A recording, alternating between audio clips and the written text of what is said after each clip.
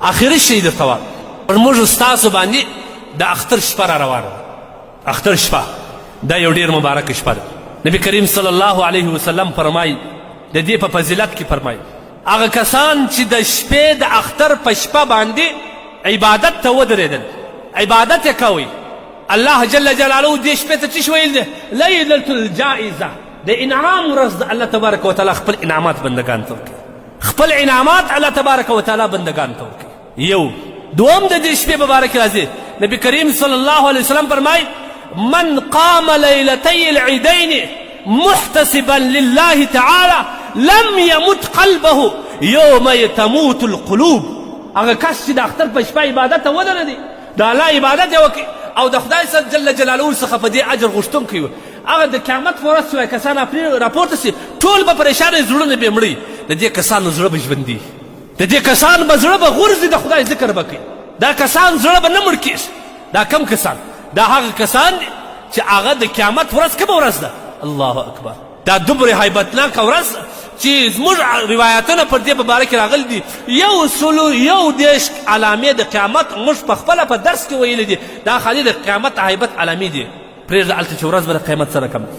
لیکن دا کسان چې د اختر په شپه باندې د خدای عبادت کړی، د الله جل جلاله ته ودرېدي، هغه کسان چې کم دي د دې خلکو زړونه به نه وي او دې ته به الله انعام وکړي. ځکه زموږ فقها دا وایي چې معتکف لره په کار نه ده چې د اختر په شپه د مسجد ته ووځي. مسنون عمل دا دی چې د عیدګاه د لمانځه نه وروسته دی کور ته ولاړ شي.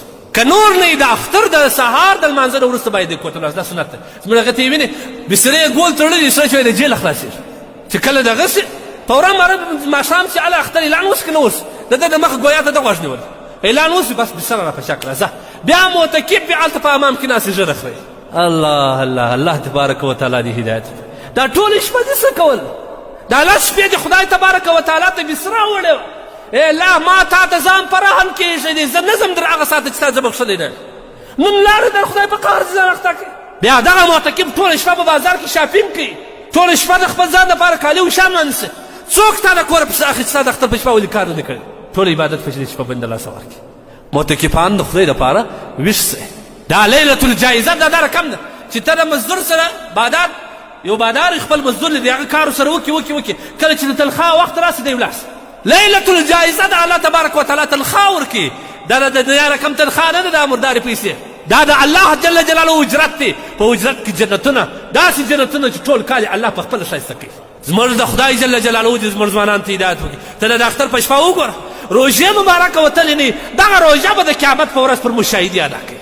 زه خو وتلې نه ومه، تا په بازار کې سروزونه اشتهاد کړه، تا ډول راوسي اتړونه دې کول، تا په بازار کې پتې کولې، تا د اختر په شپه حمامو ته ولاړې، ژړه دې خریله، د خدای په لعنت دې ځان لري. تاسو وګورئ ژړه څومره ده. زموږ ټولو فقها پر دې باندې اتفاق دی، د ټولو امت اجماع پر دې باندې چې ژړه چې کوم د واجب حیثیت لري. تا د خدای په قهر ځان اخته کړې، ته د خدای نه بیرېږې که نه، دومره د خدای لرې بله ورځ خو وکړه، خو دا مبارکه شپه یې مه کوه. لکه څرنګه چې په دې شپه الله تبارک وتعالی ثوابونه بې شماره دي، د هغه رقم چې یوه ګناه وکړه دغومرې عذابونه هم بې شماره دي. موږ ځوانان وګوره هغه د یو شاید هغه په باره کې راځي یو مفسر د قرآن دی، یو پیر دی، د قرآن تفسیر یې لیکلی دی بغیر د نقطو. وایي دی یوه خرالي یو کس زه د ده سره ملاقات کړم، زه هم دی به وینم چې دا څنګه سړی دی څومره غټ کمال یې کړی. ول دی چې کله ورغلی هغه پوښتنه چې اعضا یې پیدا کړي دی په امام کې ناست ژر اخلي. تا څه کوې د خدای بنده، زه په کومه مینه در پسې رالم، تر هغه ځای سره رالم، دا ستا د تفسیر څه زه دومره متاثره وم، دا څه کوې؟ دا باره ډېر د زړه د درد ول هغه ریش مې ته راشي ژر ته وایه. دی خو نو پیر دی ځان ته پیسه وایي. هغه وایي بلې ریش مې ته راشم ولیکن دل مسلم نه مې خراشم. و ژره وام د مسلمان زړه نه زیروم، یعنې تا په دې خبره زما زړه را زیر کړي. هغه په جواب کې څنګه جواب وایي؟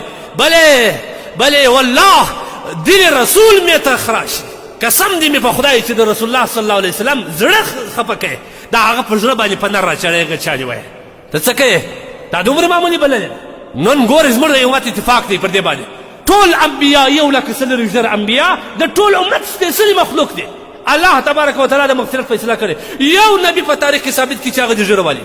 صحابه کرام، تابعین، تبع تابعین، ائمة المجتهدین د زمانې بزرګان ثابت کړي که چا ژړ والي.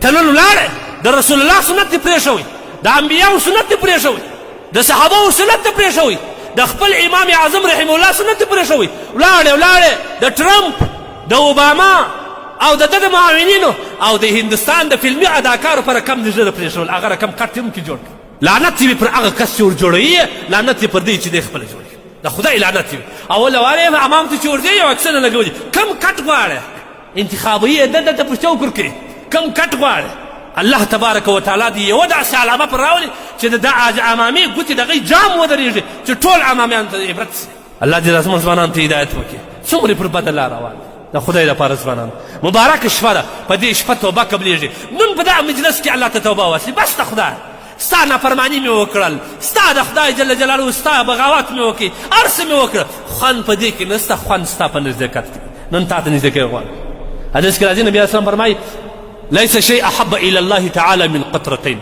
الله ته محبوب هېڅ شی در دوو څاڅکو نشته ګوره الله وایي د دنیا او ما فیها کې زه د دې قیمت نه لرم څه یې واوره قیمت یې نه لرم الله وایي کوم شی دی څه دی قطرة الدموع یوه هغه څاڅکي د اوښکه دی چې د بنده پر مبارک مخ راتیسو د خدای د خوف څخه راتیسو الله تبارک وتعالی وایي د دې قطرې زه هېڅکله دغه نه لرم وقطرة الدم یو قطره د وینه ده چې د خدای جل جلاله په لار کې د مجاهد دا تویسو بل حدیث کې راځي نبي اسلام وایي عینان دوې سترګې دي چې د جهنم اور بې قطعا نه مسه کوي یو هغه سترګه چې د هغه څخه د خدای د خوف او د ویرې څخه اوښکه راغلي او بله هغه سترګه ده چې هغه د خدای جل جلاله په لار کې ویښه پاته سوي دغه دوې سترګې الله تبارک وتعالی نن د هغه جنتو رانیولو ورځ په خپله اوښکه باندې رانیسي الله معلومه خبر د حالات مستشکاره الله ناراضه دی الله قسم نیمې په خدای ناراضه دی د الله ناراضګي زموږ پر ملک زموږ پر حالاتو مشتمل نشي